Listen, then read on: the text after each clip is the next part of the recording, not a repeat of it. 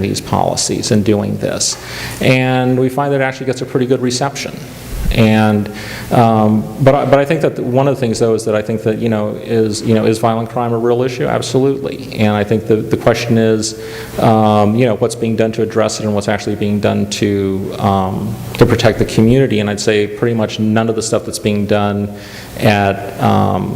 with our current system addresses any of those issues. And like I say, in the case of mass shootings, where's the safety? How are we being kept safe? We're not. Yes? An important aspect of this problem, which I don't really think has been addressed enough, and I wonder if you might say a little bit more about it, is that from one point of view, the demand for prison spaces is, on the reverse side of the coin, a reflection of the breakdown of the education system, or a failure to invest in basic education.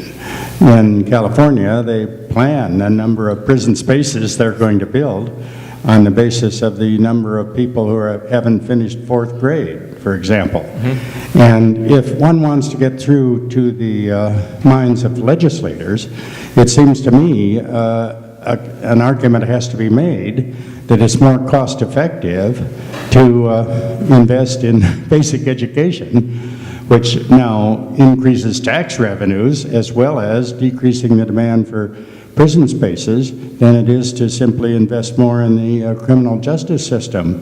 We have a very, very highly unequal education system in the state of Illinois.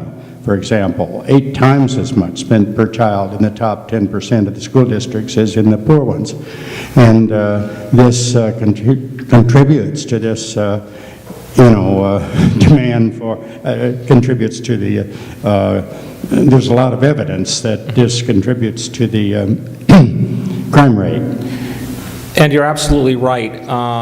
This is why you need to be in the legislature. There's a criminologist, or actually a sociologist, called Bruce Western, and I'm not sure where he's at now. He bounces around between like Princeton and Harvard and stuff. Brilliant guy.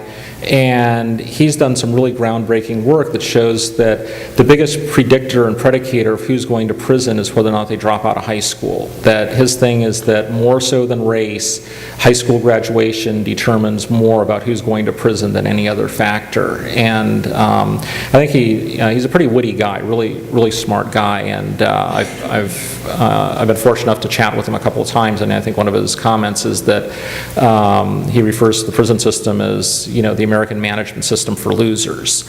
And he's published a couple of papers, and I think he might have a book out on it, but just going into the whole thing about the money that goes into the prisons, that if it's invested at the front end into an education system, that it lowers prison rates dramatically.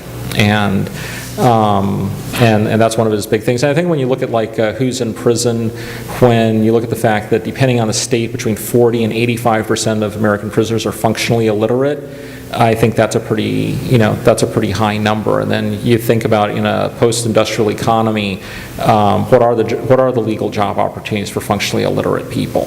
And they're not a lot. So. Unfortunately, on that happy note, I have to end it, and I have to make my mad dash to the Champaign Airport. So, thank you for being Thank here. you very much for coming. I'd like to remind you all that this series goes until November 8th. Up next, we'll have Erica Miners next Friday, followed by Grace Bauer, and we'll finish with our very own Barbara Kessel.